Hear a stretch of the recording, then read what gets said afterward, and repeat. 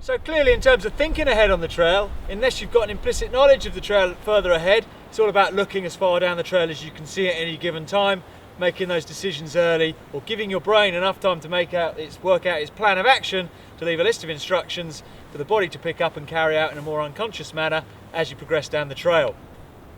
We're not all lucky enough to have the option of walking every trail before us, but if I was a racer looking to gain time or carry good speed, definitely a track walk's going to be in order. A pre-ride of a longer cross-country trail if you're going to be racing on a loop and it's an open loop before the race, all good ideas.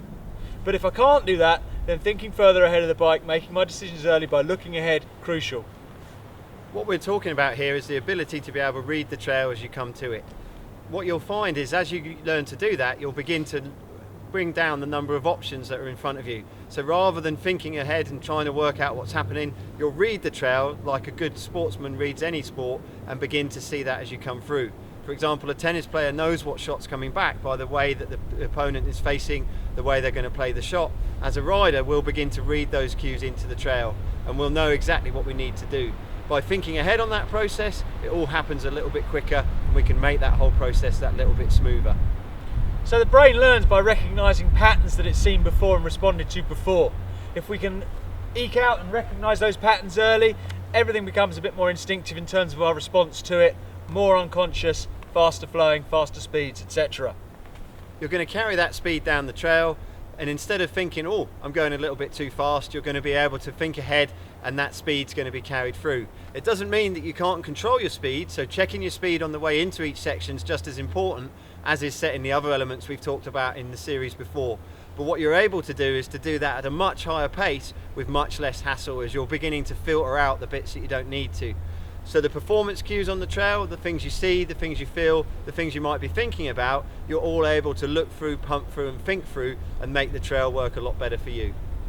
If you think in terms of a musician that can sight read music, they can pick out the notes and know how to play the notes of a scale without any thinking process at all. But the more complicated the piece of music, if they haven't seen it before, the further ahead they're going to have to read those notes to make sure they do everything at the right time. Apply that to the trail. The more technical it is, although it might draw your eye in because it's more technical and your flight-based responses might command you to look at stuff, is to bounce those eyeballs up off the trail, look through the visual performance cues and make sure your focus is where it needs to be. So the second area in terms of that mindset of the champs that we can apply to our own riding is that of visualization. Something that some people may smirk about and think really doesn't play a massive part.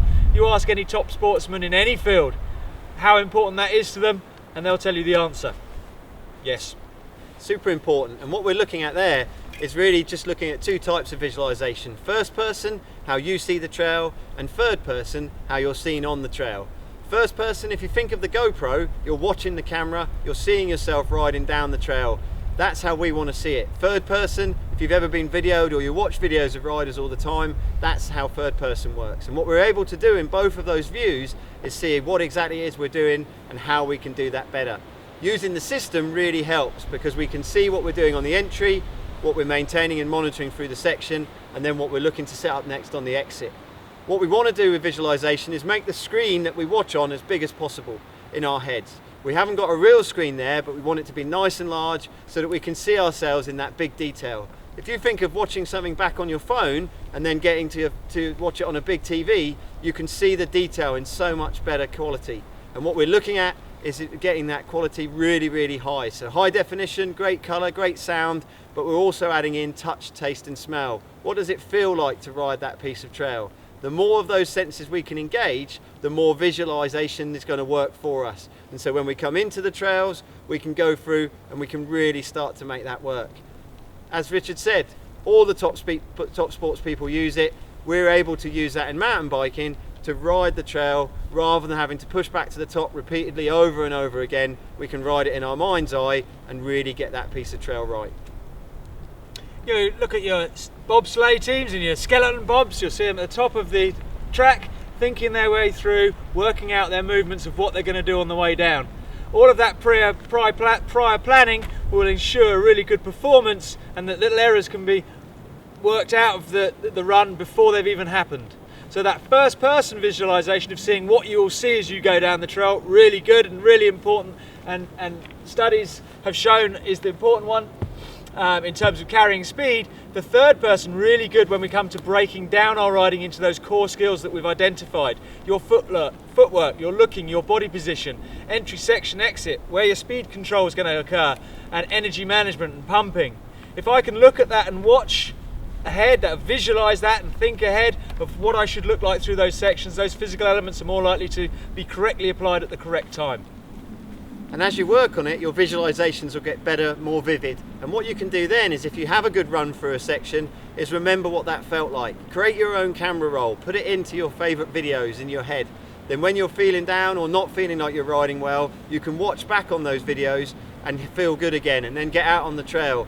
It just means that when you get back from a ride, you can have a look at that process. But it's all being able to use those analytical tools we've looked at before, as Richard mentioned, using the system elements to make us ride better and be able to hone in on those little bits. As the detail gets finer, so the little bits we work on get finer as well. And if we're riding the trails regularly, we'll find we can polish that up and we can talk in great detail about what it is we're doing. So rather than someone saying to you, how do you ride that section there? And you going, oh, I don't know, just do it.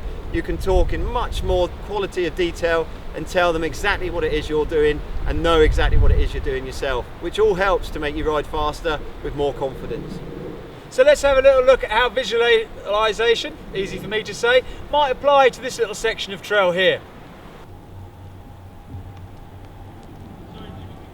So sitting at the top of the trail, Richard can run through in his mind what he's going to be doing as he comes down, visualizing in first person how the trail looks, what it feels like, what sections he's going to come through to. If he knows sections are coming up, he'll also know that he needs to be looking through them, ready to pump through them and thinking through them. Thinking about where he wants to be next as he comes down the trail. Because he's visualized that bit of trail, it enables him just to think that little bit further ahead, that little bit quicker. And all of those little bits of time that you're saving through each section add up overall. And so even though he's not looking to set any records down here, that speed is flowing through the trail and keeping him running nice and fast. When he gets back to the bottom, he can visualize what he did here, pick up on what went well, what he might want to change, and then he can run through the trail again. It's like having a little an analytical tool in your head that enables you to pick up on where little bits can be polished and made better. It's really important to get that visualization right at the top of the hill, and then when you get back to the bottom, run through your run like you would a video from a helmet cam, and then you can run back through that again. If you can, try and visualize that from the side as well, where you were positioned on the bike, what that might have looked like if it was on video. As we mentioned, that's a little bit harder to do, and first person is far more effective when it comes to mountain biking in terms of picking up on what you can improve on next time.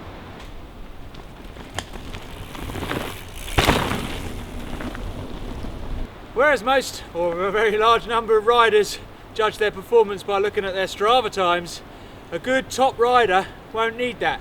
They don't need a PR or a com on Strava to tell them how they rode. They'll be able to describe their running in an infinite amount of detail, much more detailed than someone who's not using correctly the tools of visualization and not getting the most out of those tools in terms of improving their riding.